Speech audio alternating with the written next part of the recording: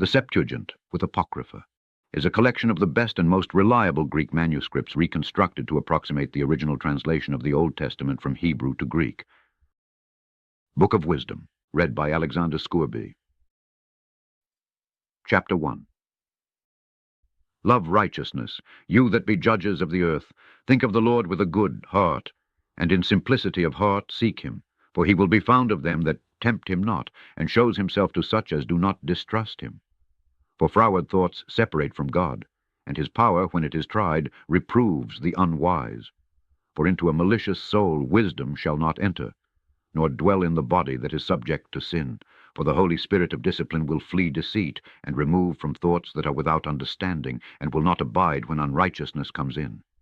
For wisdom is a loving spirit, and will not acquit a blasphemer of his words. For God is witness of his reins, and a true beholder of his heart, and a hearer of his tongue.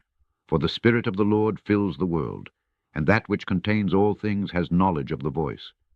Therefore he that speaks unrighteous things can't be hid, neither shall vengeance, when it punishes, pass by him. For inquisition shall be made into the counsels of the ungodly, and the sound of his words shall come to the Lord for the manifestation of his wicked deeds. For the ear of jealousy hears all things, and the noise of murmurings is not hid. Therefore beware of murmuring, which is unprofitable, and refrain your tongue from backbiting, for there is no word so secret that shall go for nothing, and the mouth that belies slays the soul. Seek not death in the error of your life, and pull not upon yourselves destruction with the works of your hands. For God made not death, neither has he pleasure in the destruction of the living. For he created all things, that they might have their being, and the generations of the world were healthful. And there is no poison of destruction in them, nor the kingdom of death upon the earth. For righteousness is immortal. But ungodly men with their works and words called it to them. For when they thought to have it their friend, they consumed to nothing, and made a covenant with it, because they are worthy to take part with it. Chapter 2. For the ungodly said, reasoning with themselves, but not aright, Our life is short and tedious. And in the death of a man there is no remedy, neither was there any man known to have returned from the grave. For we are born at all adventure, and we shall be hereafter as though we had never been. For the breath in our nostrils is as smoke, and a little spark in the moving of our heart, which being extinguished, our body shall be turned into ashes, and our spirit shall vanish as the soft air, and our name shall be forgotten in time. And no man shall have our works in remembrance. And our life shall pass away as the trace of a cloud, and shall be dispersed as a mist, that is driven away with the beams of the sun, and overcome with the heat thereof. For our time is a very shadow that passes away, and after our end there is no returning, for it is fast sealed, so that no man comes again. Come on, therefore, let us enjoy the good things that are present, and let us speedily use the creatures like as in youth. Let us fill ourselves with costly wine and ointments, and let no flower of the spring pass by us. Let us crown ourselves with rosebuds before they be withered. Let none of us go without his part of our voluptuousness. Let us leave tokens of our joyfulness in every place. For this is our portion, and our lot is this. Let us oppress the poor righteous man. Let us not spare the widow, nor reverence the ancient gray hairs of the aged. Let our strength be the law of justice, for that which is feeble is found to be nothing worth. Therefore let us lie in wait for the righteous, because he is not for our turn, and he is clean contrary to our doings. He upbraids us with our offending the law, and objects to our infamy the transgressings of our education. He professes to have the knowledge of God, and he calls himself the child of the Lord. He was made to reprove our thoughts. He is grievous to us even to behold, for his life is not like other men's, his ways are of another fashion. We are esteemed of him as counterfeits. He abstains from our ways as from filthiness. He pronounces the end of the just to be blessed, and makes his boast that God is his Father. Let us see if his words be true, and let us prove what shall happen in the end of him. For if the just man be the Son of God, he will help him, and deliver him from the hand of his enemies. Let us examine him with despitefulness and torture, that we may know his meekness and prove his patience. Let us condemn him with a shameful death, for by his own saying he shall be respected. Such things they did imagine, and were deceived, for their own wickedness has blinded them.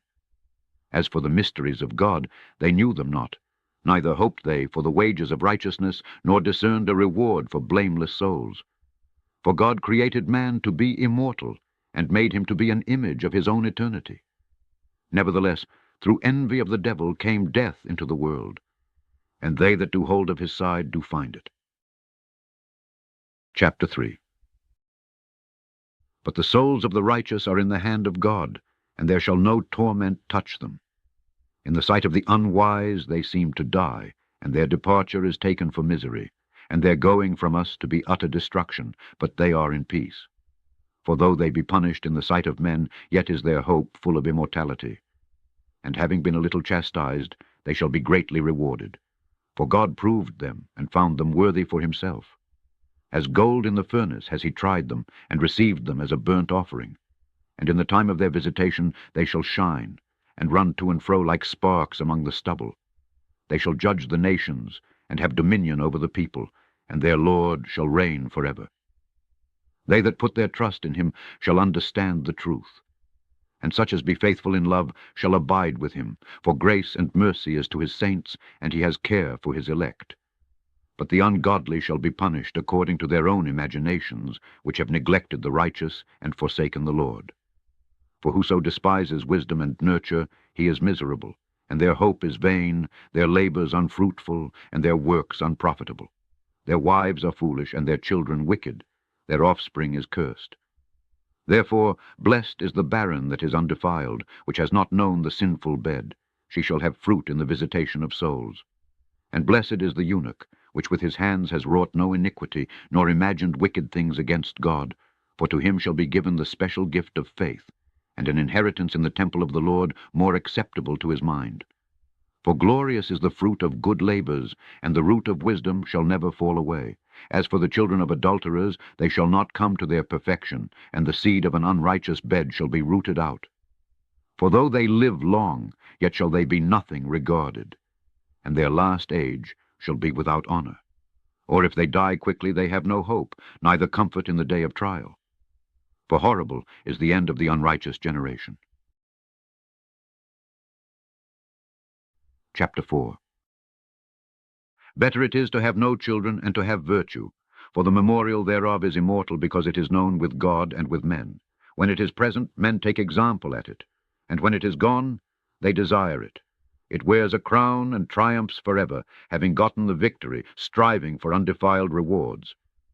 But the multiplying brood of the ungodly shall not thrive, nor take deep rooting from bastard slips, nor lay any fast foundation. For though they flourish in branches for a time, yet standing not last, they shall be shaken with the wind, and through the force of winds they shall be rooted out. The imperfect branches shall be broken off, their fruit unprofitable, not ripe to eat, yes, meat for nothing. For children begotten of unlawful beds are witnesses of wickedness against their parents in their trial. But though the righteous be prevented with death, yet shall he be in rest. For honorable age is not that which stands in length of time, nor that is measured by number of years. But wisdom is the gray hair to men, and an unspotted life is old age. He pleased God and was beloved of him, so that living among sinners he was translated. Yes, speedily was he taken away, lest that wickedness should alter his understanding, or deceit deceive his soul. For the bewitching of naughtiness does obscure things that are honest, and the wandering of concupiscence does undermine the simple mind. He, being made perfect in a short time, fulfilled a long time. For his soul pleased the Lord, therefore hasted he to take him away from among the wicked. This the people saw and understood it not, neither laid they up this in their minds, that his grace and mercy is with his saints, and that he has respect to his chosen. Thus the righteous that is dead shall condemn the ungodly which are living, and youth that is soon perfected the many years and old age of the unrighteous.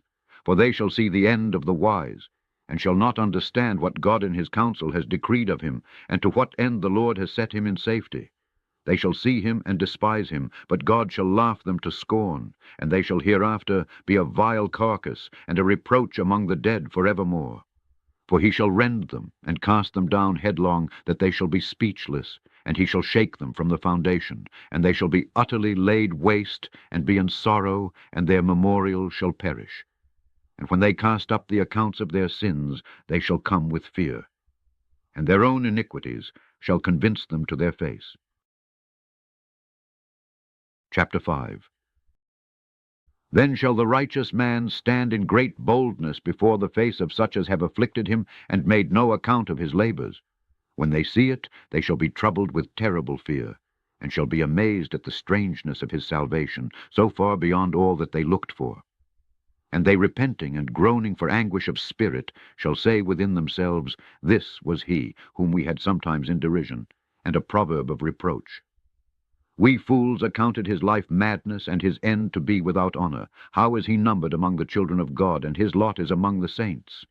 Therefore have we erred from the way of truth, and the light of righteousness has not shined to us, and the sun of righteousness rose not upon us. We wearied ourselves in the way of wickedness and destruction. Yes, we have gone through deserts where there lay no way. But as for the way of the Lord, we have not known it. What has pride profited us? Or what good has riches with our vaunting brought us? All those things are passed away like a shadow, and as a post that hasted by, and as a ship that passes over the waves of the water, which when it is gone by, the trace thereof can't be found, neither the pathway of the keel in the waves. Or as when a bird has flown through the air, there is no token of her way to be found. But the light air, being beaten with the stroke of her wings, and parted with the violent noise and motion of them, is passed through, and therein afterwards no sign where she went is to be found. Or like as when an arrow is shot at a mark, it parts the air, which immediately comes together again, so that a man can't know where it went through. Even so, we in like manner, as soon as we were born, began to draw to our end, and had no sign of virtue to show, but were consumed in our own wickedness. For the hope of the ungodly is like dust that is blown away with the wind, like a thin froth that is driven away with the storm, like as the smoke which is dispersed here and there with a tempest, and passes away, as the remembrance of a guest that waits but a day. But the righteous live forevermore. Their reward also is with the Lord, and the care of them is with the Most High.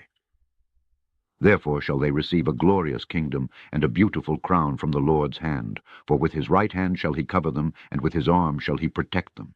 He shall take to him his jealousy for complete armor, and make the creature his weapon for the revenge of his enemies. He shall put on righteousness as a breastplate, and true judgment instead of an helmet. He shall take holiness for an invincible shield. His severe wrath shall he sharpen for a sword, and the world shall fight with him against the unwise. Then shall the right aiming thunderbolts go abroad, and from the clouds as from a well-drawn bow shall they fly to the mark. And hailstones full of wrath shall be cast as out of a stone bow, and the water of the sea shall rage against them, and the floods shall cruelly drown them. Yes, a mighty wind shall stand up against them, and like a storm shall blow them away. Thus iniquity shall lay waste the whole earth, and ill-dealing shall overthrow the thrones of the mighty. Chapter 6. Hear therefore, O you kings, and understand. Learn, you that be judges of the ends of the earth. Give ear, you that rule the people, and glory in the multitude of nations. For power is given you of the Lord, and sovereignty from the highest, who shall try your works, and search out your counsels. Because being ministers of his kingdom, you have not judged aright, nor kept the law, nor walked after the counsel of God. Horribly and speedily shall he come upon you, for a sharp judgment shall be to them that be in high places. For mercy will soon pardon the meanest, but mighty men shall be mightily tormented. For he which is Lord over all shall fear no man's person, neither shall he stand in awe of any man's greatness. For he has made the small and great, and careth for all alike. But a sore trial shall come upon the mighty. To you therefore, O kings, do I speak, that you may learn wisdom, and not fall away. For they that keep holiness holily shall be judged holy, and they that have learned such things shall find what to answer. Therefore set your affection upon my words, desire them, and you shall be instructed. Wisdom is glorious, and never fades away. Yes, she is easily seen of them that love her, and found of such as seek her. She prevents them that desire her, in making herself first known to them. Whoso seeks her early shall have no great travail, for he shall find her sitting at his doors. To think therefore upon her is perfection of wisdom, And whoso watches for her shall quickly be without care. For she goes about seeking such as are worthy of her, shows herself favorably to them in the ways, and meets them in every thought. For the very true beginning of her is the desire of discipline, and the care of discipline is love, and love is the keeping of her laws, and the giving heed to her laws is the assurance of incorruption, and incorruption makes us near to God. Therefore the desire of wisdom brings to a kingdom. If your delight be then in thrones and scepters, O you kings of the people, honor wisdom, that you may reign forevermore. As for wisdom, what she is and how she came up I will tell you, and will not hide mysteries from you, but will seek her out from the beginning of her nativity, and bring the knowledge of her into light, and will not pass over the truth. Neither will I go with consuming envy, for such a man shall have no fellowship with wisdom. But the multitude of the wise is the welfare of the world, and a wise king is the upholding of the people. Receive therefore instruction through my words, and it shall do you good. Chapter 7. I myself also am a mortal man, like to all, and the offspring of him that was first made of the earth, and in my mother's womb was fashioned to be flesh in the time of 10 months, being compacted in blood of the seed of man and the pleasure that came with sleep. And when I was born, I drew in the common air, and fell upon the earth, which is of like nature, and the first voice which I uttered was crying, as all others do. I was nursed in swaddling clothes, and that with cares. For there is no king that had any other beginning of birth, for all men have one entrance into life, and the like going out. Therefore I prayed, and understanding was given me. I called upon God, and the spirit of wisdom came to me. I preferred her before scepters and thrones, and esteemed riches nothing in comparison of her. Neither compared I to her any precious stone, because all gold in respect of her is as a little sand, and silver shall be counted as clay before her. I loved her above health and beauty, and chose to have her instead of light. For the light that comes from her never goes out. All good things together came to me with her, and innumerable riches in her hands. And I rejoiced in them all, because wisdom goes before them. And I knew not that she was the mother of them. I learned diligently, and do communicate her liberally. I do not hide her riches. For she is a treasure to men that never fails, which they that use become the friends of God, being commended for the gifts that come from learning. God has granted me to speak as I would, and to conceive as is meet for the things that are given me, because it is he that leads to wisdom, and directs the wise. For in his hand are both we and our words, all wisdom also, and knowledge of workmanship. For he has given me certain knowledge of the things that are, namely, to know how the world was made, and the operation of the elements, the beginning, ending, and midst of the times, the alterations of the turning of the sun, and the change of seasons, the circuits of years, and the positions of stars, the natures of living creatures, and the furies of wild beasts, the violence of winds, and the reasonings of men, the diversities of plants, and the virtues of roots. And all such things as are either secret or manifest, them I know. For wisdom, which is the worker of all things, taught me. For in her is an understanding spirit holy, one only, manifold, subtle, lively, clear, undefiled, plain, not subject to hurt, loving the thing that is good quick, which can't be letted, ready to do good, kind to man, steadfast, sure, free from care, having all power, overseeing all things, and going through all understanding, pure, and most subtle spirits. For wisdom is more moving than any motion. She passes and goes through all things by reason of her pureness. For she is the breath of the power of God, and a pure influence flowing from the glory of the Almighty. Therefore can no defiled thing fall into her. For she is the brightness of the everlasting light, the unspotted mirror of the power of God, and the image of his goodness. And being but one, she can do all things, and remaining in herself, she makes all things new, and in all ages entering into holy souls, she makes them friends of God and prophets. For God loves none but him that dwells with wisdom. For she is more beautiful than the sun, and above all the order of stars. Being compared with the light, she is found before it. For after this comes night, but vice shall not prevail against wisdom. Chapter 8. Wisdom reaches from one end to another mightily, and sweetly does she order all things. I loved her, and sought her out from my youth. I desired to make her my spouse, and I was a lover of her beauty. In that she is conversant with God, she magnifies her nobility. Yes, the Lord of all things himself loved her, for she is privy to the mysteries of the knowledge of God, and a lover of his works. If riches be a possession to be desired in this life, what is richer than wisdom? That works all things. And if prudence work, who of all that are is a more cunning workman than she? And if a man love righteousness, her labors are virtues, for she teaches temperance and prudence, justice and fortitude, which are such things as men can have nothing more profitable in their life. If a man desire much experience, she knows things of old, and conjectures aright what is to come. She knows the subtleties of speeches, and can expound dark sentences. She foresees signs and wonders, and the events of seasons and times.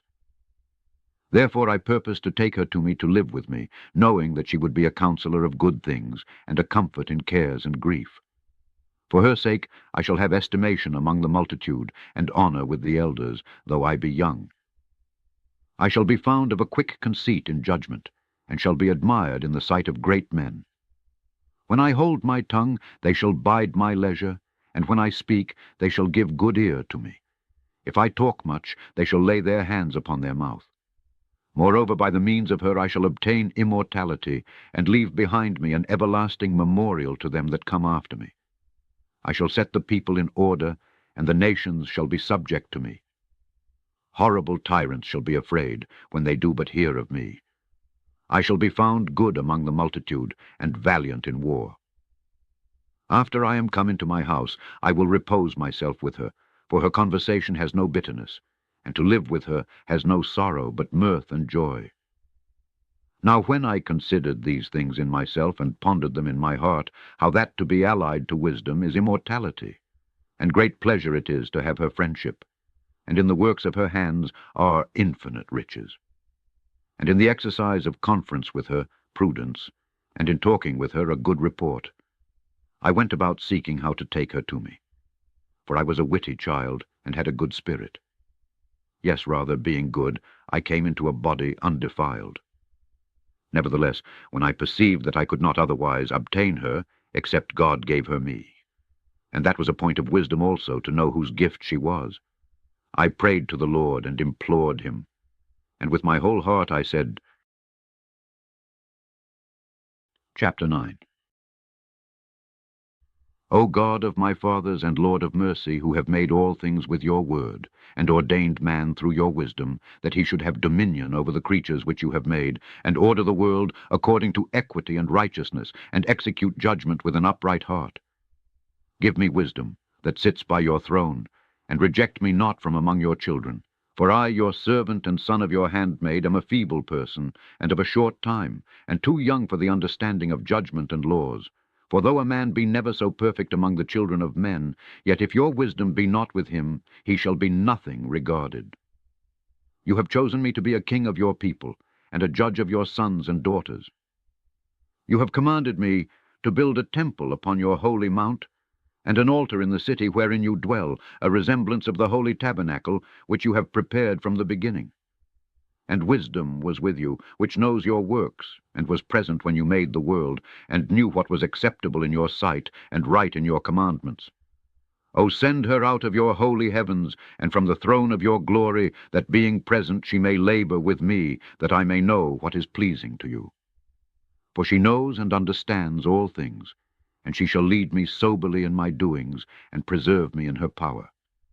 So shall my works be acceptable, and then shall I judge your people righteously, and be worthy to sit in my Father's seat. For what man is he that can know the counsel of God? Or who can think what the will of the Lord is? For the thoughts of mortal men are miserable, and our devices are but uncertain. For the corruptible body presses down the soul, and the earthy tabernacle weighs down the mind, that muses upon many things. And hardly do we guess aright at things that are upon earth, and with labor do we find the things that are before us. but the things that are in heaven, who has searched out, and your counsel, who has known, except you give wisdom, and send your Holy Spirit from above? For so the ways of them which lived on the earth were reformed, and men were taught the things that are pleasing to you, and were saved through wisdom. Chapter 10. She preserved the first-formed father of the world, that was created alone, and brought him out of his fall, and gave him power to rule all things. But when the unrighteous went away from her in his anger, he perished also in the fury wherewith he murdered his brother. For whose cause the earth being drowned with the flood, wisdom again preserved it, and directed the course of the righteous in a piece of wood of small value. Moreover, the nations in their wicked conspiracy being confounded, she found out the righteous, and preserved him blameless to God, and kept him strong against his tender compassion toward his son. When the ungodly perished, she delivered the righteous man, who fled from the fire which fell down upon the 5 cities, of whose wickedness even to this day the waste land that smokes is a testimony, and plants bearing fruit that never come to ripeness, and a standing pillar of salt is a monument of an unbelieving soul. For regarding not wisdom, they got not only this hurt, that they knew not the things which were good, but also left behind them to the world a memorial of their foolishness, so that in the things wherein they offended they could not so much as be hid.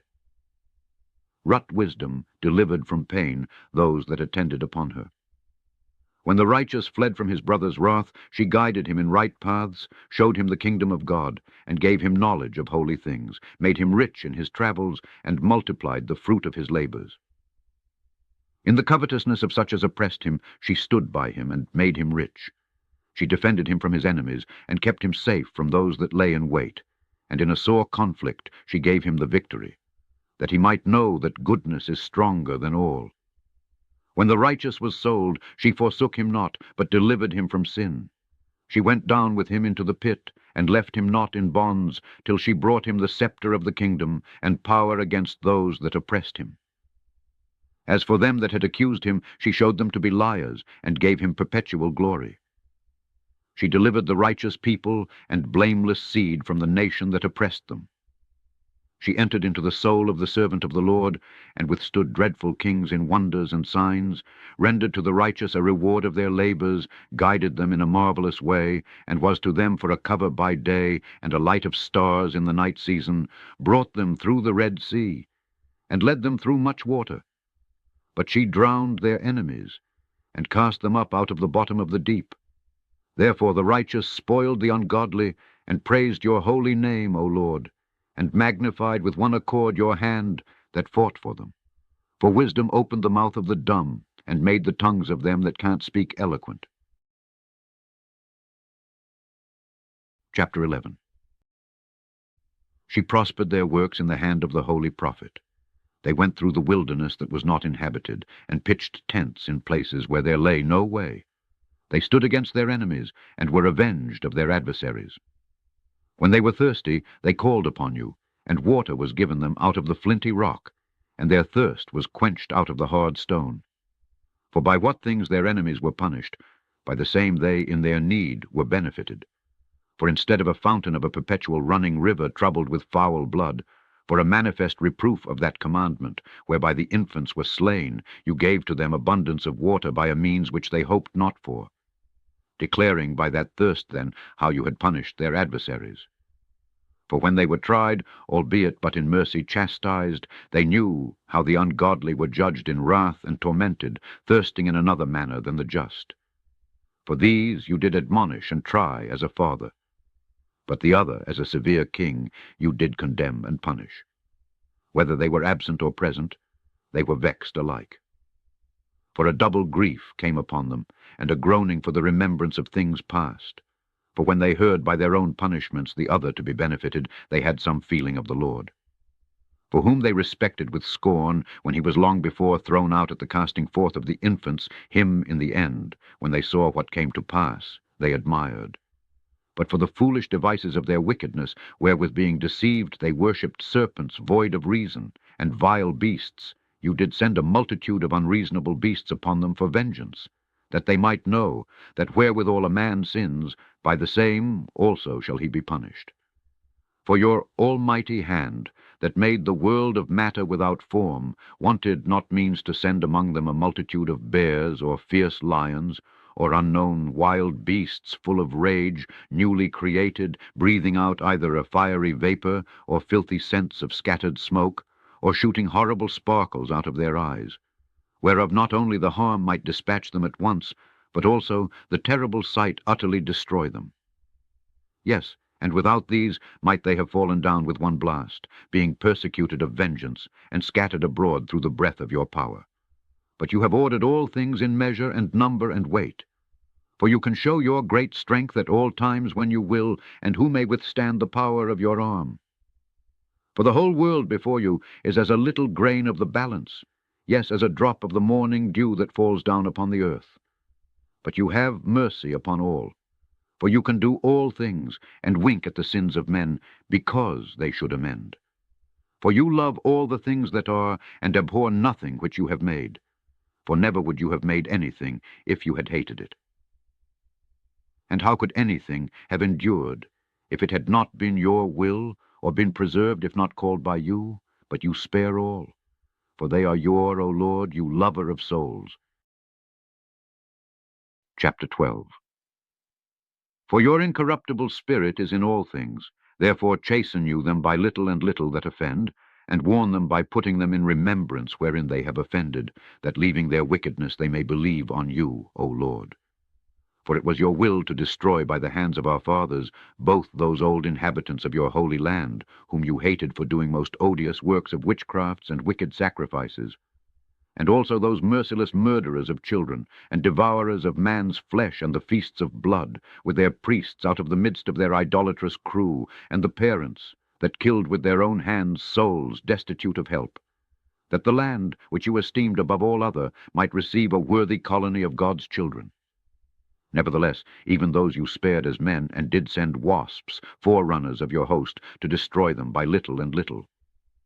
Not that you were unable to bring the ungodly under the hand of the righteous in battle, or to destroy them at once with cruel beasts, or with one rough word.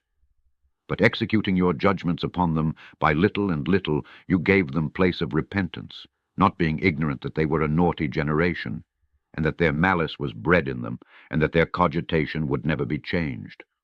For it was a cursed seed from the beginning, neither did you for fear of any man give them pardon for those things wherein they sinned.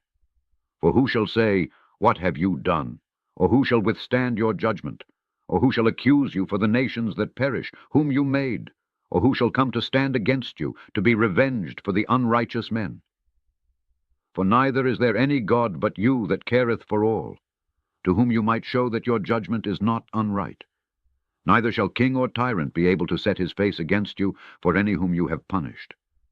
Forsomuch then as you are righteous yourself, you order all things righteously, thinking it not agreeable with your power to condemn him that has not deserved to be punished. For your power is the beginning of righteousness, and because you are the Lord of all, it makes you to be gracious to all. For when men will not believe that you are of a full power, you show your strength, and among them that know it, you make their boldness manifest. But you, mastering your power, judge with equity, and order us with great favor. For you may use power when you will, but by such works have you taught your people that the just man should be merciful, and have made your children to be of a good hope that you give repentance for sins. For if you did punish the enemies of your children, and the condemned to death with such deliberation, giving them time and place whereby they might be delivered from their malice, with how great circumspection did you judge your own sons, to whose fathers you have sworn and made covenants of good promises. Therefore, whereas you do chasten us, you scourge our enemies 1,000 times more, to the intent that, when we judge, we should carefully think of your goodness, and when we ourselves are judged, we should look for mercy. Therefore, whereas men have lived dissolutely and unrighteously, you have tormented them with their own abominations. For they went astray very far in the ways of error, and held them for gods, which even among the beasts of their enemies were despised, being deceived, as children of no understanding. Therefore to them, as to children without the use of reason, you did send a judgment to mock them. But they that would not be reformed by that correction, wherein he dallied with them, shall feel a judgment worthy of God. For look, for what things they grudged when they were punished, that is, for them whom they thought to be gods. Now being punished in them when they saw it, they acknowledged him to be the true God, whom before they denied to know, and therefore came extreme damnation upon them. Chapter 13. Surely vain are all men by nature who are ignorant of God, and could not out of the good things that are seen know him that is. Neither by considering the works did they acknowledge the workmaster, but deemed either fire, or wind, or the swift air, or the circle of the stars, or the violent water, or the lights of heaven, to be the gods which govern the world. With whose beauty, if they being delighted, took them to be gods. Let them know how much better the Lord of them is, for the first author of beauty has created them. But if they were astonished at their power and virtue, let them understand by them how much mightier he is that made them. For by the greatness and beauty of the creatures proportionably the maker of them is seen. But yet for this they are the less to be blamed, for they perhaps err, seeking God and desirous to find him. For being conversant in his works, they search him diligently, and believe their sight, because the things are beautiful that are seen.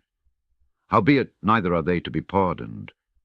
For if they were able to know so much that they could aim at the world, how did they not sooner find out the Lord thereof?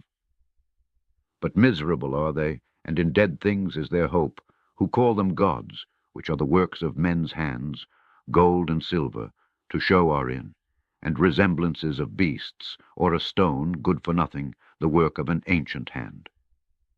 Now, a carpenter that fells timber after he has sawn down a tree meet for the purpose, and taken off all the bark skilfully round about, and has wrought it handsomely, and made a vessel thereof fit for the service of man's life, and after spending the refuse of his work to dress his meat, has filled himself, and taking the very refuse among those which served to no use, being a crooked piece of wood and full of knots, has carved it diligently when he had nothing else to do, and formed it by the skill of his understanding, and fashioned it to the image of a man, or made it like some vile beast, laying it over with vermilion, and with paint coloring it red, and covering every spot therein.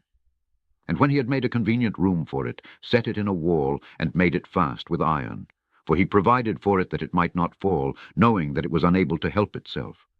For it is an image, and has need of help. Then makes he prayer for his goods, for his wife and children, and is not ashamed to speak to that which has no life. For health he calls upon that which is weak, for life prays to that which is dead. For aid humbly implores that which has least means to help. And for a good journey he asks of that which can't set a foot forward, and for gaining and getting, and for good success of his hands, asks ability to do of him that is most unable to do anything. Chapter 14. Again, one preparing himself to sail, and about to pass through the raging waves, calls upon a piece of wood more rotten than the vessel that carries him. For verily desire of gain devised that, and the workman built it by his skill, but your providence, O Father, governs it. For you have made a way in the sea, and a safe path in the waves, showing that you can save from all danger. Yes, though a man went to sea without error. Nevertheless you would not that the works of your wisdom should be idle, and therefore do men commit their lives to a small piece of wood, and passing the rough sea in a weak vessel are saved. For in the old time also, when the proud giants perished, the hope of the world, governed by your hand, escaped in a weak vessel, and left to all ages a seed of generation. For blessed is the wood, whereby righteousness comes. But that which is made with hands is cursed, as well it as he that made it, he because he made it, and it because, being corruptible, it was called God. For the ungodly and his ungodliness are both alike hateful to God, for that which is made shall be punished together with him that made it. Therefore even upon the idols of the Gentiles shall there be a visitation. Because in the creature of God they are become an abomination, and stumbling blocks to the souls of men, and a snare to the feet of the unwise. For the devising of idols was the beginning of spiritual fornication, and the invention of them the corruption of life. For neither were they from the beginning, neither shall they be forever. For by the vain glory of men they entered into the world, and therefore shall they come shortly to an end. For a father afflicted with untimely mourning, when he has made an image of his child soon taken away, now honored him as a god, which was then a dead man, and delivered to those that were under him ceremonies and sacrifices. Thus, in process of time, an ungodly custom grown strong was kept as a law, and graven images were worshipped by the commandments of kings. Whom men could not honor in presence, because they lived far off, they took the counterfeit of his visage from far, and made an express image of a king whom they honored, to the end that by this their forwardness they might flatter him that was absent, as if he were present. Also, the singular diligence of the artificer did help to set forward the ignorant to more superstition. For he, perhaps willing to please one in authority, forced all his skill to make the ressemblance of the best fashion. And so the multitude, allured by the grace of the work, took him now for a god, which a little before was but honored. And this was an occasion to deceive the world. For men, serving either calamity or tyranny, did ascribe to stones and stocks the incommunicable name. Moreover, this was not enough for them, that they erred in the knowledge of God. But whereas they lived in the great war of ignorance, those so great plagues called they peace. For while they killed their children in sacrifices, or used secret ceremonies, or made revellings of strange rites, they kept neither lives nor marriages any longer undefiled, but either one killed another traitorously, or grieved him by adultery. So that there reigned in all men without exception blood, manslaughter, theft and dissimulation, corruption, unfaithfulness, tumults, perjury, disquieting of good men, forgetfulness of good turns, defiling of souls, changing of kind, disorder in marriages, adultery, and shameless uncleanness. For the worshipping of idols not to be named is the beginning, the cause, and the end of all evil. For either they are mad when they be merry, or prophesy lies, or live unjustly, or else lightly forswear themselves. For insomuch as their trust is in idols which have no life, though they swear falsely, yet they look not to be hurt. Howbeit for both causes shall they be justly punished, both because they thought not well of God, giving heed to idols, and also unjustly swore in deceit, despising holiness. For it is not the power of them by whom they swear, but it is the just vengeance of sinners that punishes always the offense of the ungodly. Chapter 15. But you, O God, are gracious and true, long-suffering, and in mercy ordering all things, for if we sin, we are your, knowing your power. But we will not sin, knowing that we are counted your. For to know you is perfect righteousness, yes, to know your power is the root of immortality. For neither did the mischievous invention of men deceive us, nor an image spotted with various colors, the painter's fruitless labor. The sight whereof entices fools to lust after it, and so they desire the form of a dead image that has no breath. Both they that make them, they that desire them, and they that worship them, are lovers of evil things, and are worthy to have such things to trust upon. For the potter, tempering soft earth, fashions every vessel, with much labor for our service. Yes, of the same clay he makes both the vessels that serve for clean uses, and likewise also all such as serve to the contrary. But what is the use of either sort? The potter himself is the judge. And employing his labors lewdly, he makes a vain god of the same clay, even he which a little before was made of earth himself, and within a little while after returns to the same, out when his life which was lent him shall be demanded. Notwithstanding his care is, not that he shall have much labor, nor that his life is short, but strives to excel goldsmiths and silversmiths, and endeavors to do like the workers in brass, and counts it his glory to make counterfeit things. His heart is ashes, his hope is more vile than earth, and his life of less value than clay. Forasmuch as he knew not his Maker, and him that inspired into him an active soul, and breathed in a living spirit. But they counted our life a pastime, and our time here a market for gain, for say they, we must be getting every way, though it be by evil means. For this man, that of earthly matter makes brittle vessels and graven images, knows himself to offend above all others.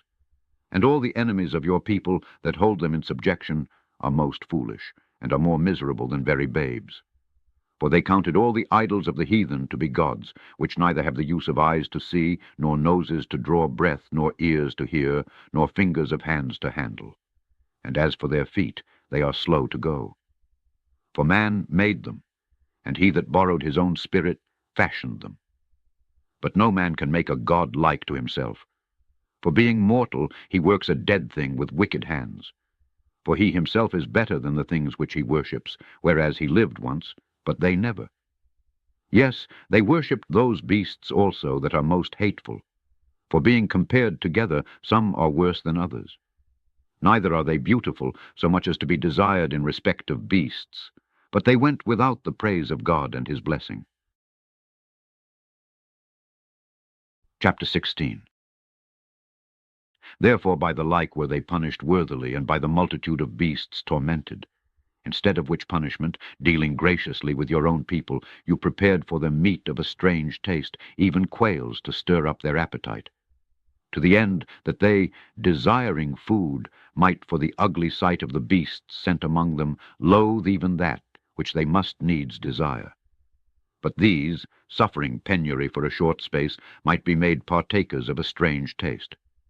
For it was requisite that upon them exercising tyranny should come penury, which they could not avoid. But to these it should only be showed how their enemies were tormented. For when the horrible fierceness of beasts came upon these, and they perished with the stings of crooked serpents, your wrath endured not forever. But they were troubled for a small season, that they might be admonished, having a sign of salvation, to put them in remembrance of the commandment of your law. For he that turned himself toward it was not saved by the thing that he saw, but by you that are the Saviour of all. And in this you made your enemies confess that it is you who deliver from all evil. For them the bitings of grasshoppers and flies killed, neither was there found any remedy for their life, for they were worthy to be punished by such. But your sons not the very teeth of venomous dragons overcame, for your mercy was ever by them, and healed them, for they were pricked, that they should remember your words. And were quickly saved, that not falling into deep forgetfulness, they might be continually mindful of your goodness. For it was neither herb nor mollifying plaister that restored them to health, but your word, O Lord, which heals all things. For you have power of life and death. You lead to the gates of hell, and bring up again. A man indeed kills through his malice, and the spirit, when it is gone forth, returns not, neither the soul received up comes again. But it is not possible to escape your hand. For the ungodly that denied to know you were scourged by the strength of your arm. With strange rains, hails, and showers were they persecuted, that they could not avoid, and through fire were they consumed. For, which is most to be wondered at, the fire had more force in the water that quenches all things, for the world fights for the righteous. For sometime the flame was mitigated, that it might not burn up the beasts that were sent against the ungodly, but themselves might see and perceive that they were persecuted with the judgment of God. And at another time it burns even in the midst of water above the power of fire, that it might destroy the fruits of an unjust land. Instead whereof you fed your own people with angels' food, and did send them from heaven bread prepared without their labor, able to content every man's delight, and agreeing to every taste. For your sustenance declared your sweetness to your children, and serving to the appetite of the eater, tempered itself to every man's liking. But snow and ice endured the fire, and melted not, that they might know that fire burning in the hail, and sparkling in the rain, did destroy the fruits of the enemies. But this, again, did even forget his own strength, that the righteous might be nourished. For the creature that serves you, who are the Maker, increases his strength against the unrighteous for their punishment, and abates his strength for the benefit of such as put their trust in you. Therefore even then was it altered into all fashions, and was obedient to your grace, that nourishes all things according to the desire of them that had need, that your children, O Lord, whom you love, might know that it is not the growing of fruits that nourishes man, but that it is your word which preserves them that put their trust in you. For that which was not destroyed of the fire, being warmed with a little sunbeam, soon melted away, that it might be known that we must prevent the sun to give you thanks, and at the dayspring pray to you. For the hope of the unthankful shall melt away as the winter's hoar frost, and shall run away as unprofitable water. Chapter 17. For great are your judgments, and can't be expressed. Therefore unnurtured souls have erred.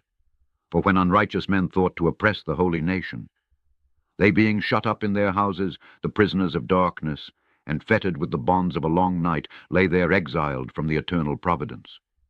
For while they supposed to lie hid in their secret sins, they were scattered under a dark veil of forgetfulness, being horribly astonished and troubled with strange apparitions. For neither might the corner that held them keep them from fear, but noises as of waters falling down sounded about them, and sad visions appeared to them with heavy countenances.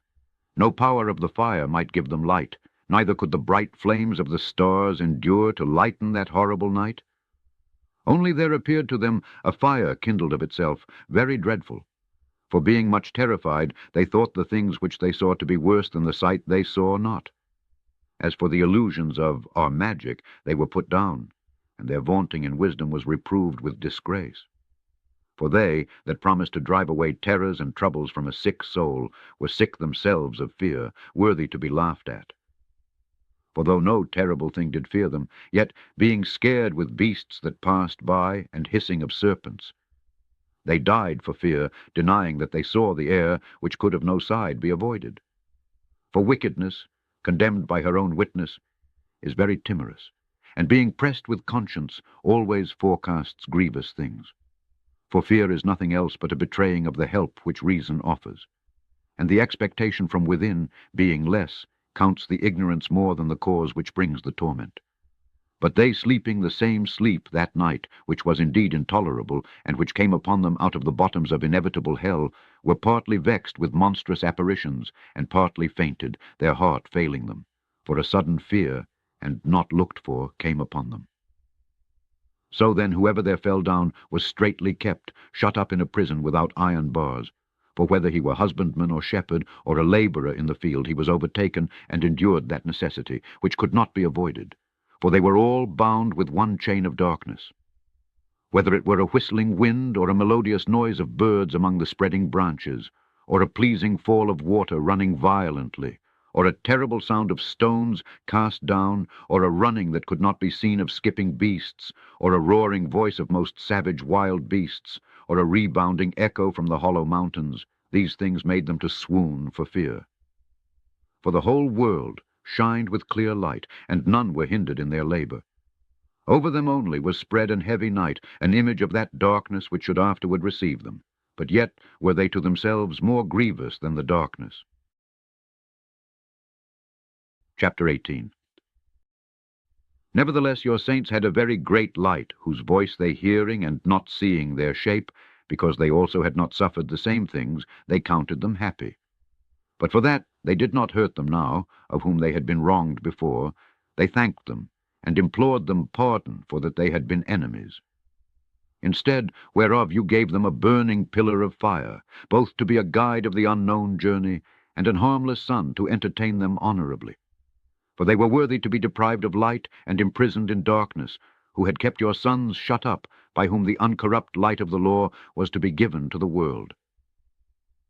And when they had determined to kill the babes of the saints, one child being cast forth and saved, to reprove them, you took away the multitude of their children, and destroyed them altogether in a mighty water.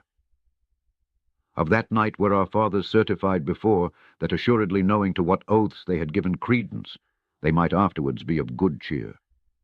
So of your people was accepted both the salvation of the righteous and destruction of the enemies. For wherewith you did punish our adversaries, by the same you did glorify us, whom you had called. For the righteous children of good men did sacrifice secretly, and with one consent made a holy law, that the saints should be like partakers of the same good and evil, the fathers now singing out the songs of praise. But on the other side there sounded an ill-according cry of the enemies, and a lamentable noise was carried abroad for children that were bewailed. The master and the servant were punished after one manner, and, like as the king, so suffered the common person. So they all together had innumerable dead with one kind of death, neither were the living sufficient to bury them, for in one moment the noblest offspring of them was destroyed. For whereas they would not believe anything, by reason of the enchantments, upon the destruction of the firstborn, they acknowledged this people to be the sons of God. For while all things were in quiet silence, and that night was in the midst of her swift course, Your almighty word leaped down from heaven out of your royal throne as a fierce man of war into the midst of a land of destruction, and brought your unfeigned commandment as a sharp sword, and standing up, filled all things with death. And it touched the heaven, but it stood upon the earth. Then suddenly visions of horrible dreams troubled them sore, and terrors came upon them unlooked for. And one thrown here and another there half dead showed the cause of his death. For the dreams that troubled them did foreshew this, lest they should perish, and not know why they were afflicted. Yes, the tasting of death touched the righteous also, and there was a destruction of the multitude in the wilderness. But the wrath endured not long. For then the blameless man made haste, and stood forth to defend them. And bringing the shield of his proper ministry, even prayer and the propitiation of incense, set himself against the wrath, and so brought the calamity to an end, declaring that he was your servant. So he overcame the destroyer, not with strength of body nor force of arms, but with a word subdued him that punished, alleging the oaths and covenants made with the fathers. For when the dead were now fallen down by heaps one upon another, standing between, he stayed the wrath, and parted the way to the living. For in the long garment was the whole world, and in the 4 rows of the stones was the glory of the fathers graven, and your majesty upon the diadem of his head.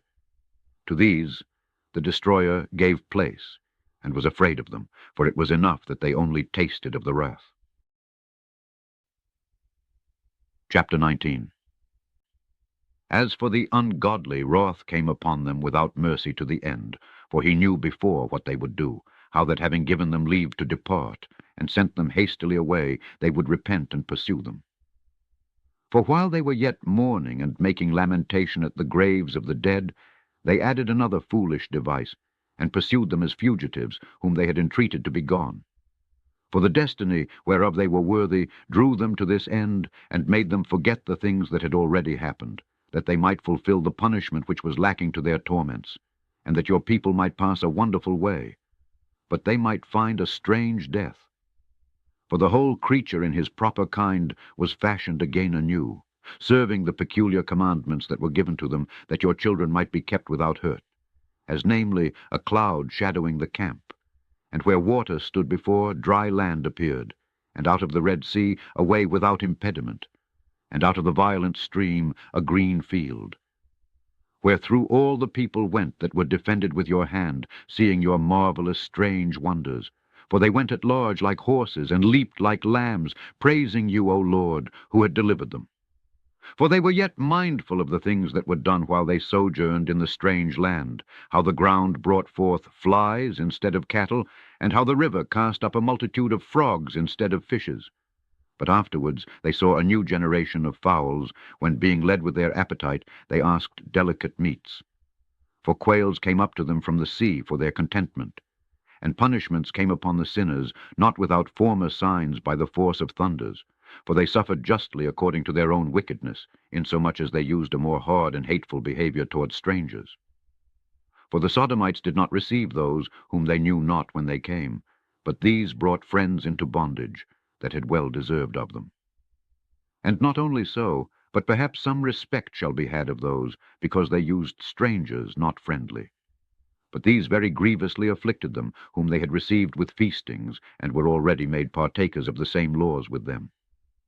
Therefore even with blindness were these stricken, as those were at the doors of the righteous man, when being compassed about with horrible great darkness, every one sought the passage of his own doors. For the elements were changed in themselves by a kind of harmony, like as in a lute notes change the name of the tune, and yet are always sounds, which may well be perceived by the sight of the things that have been done.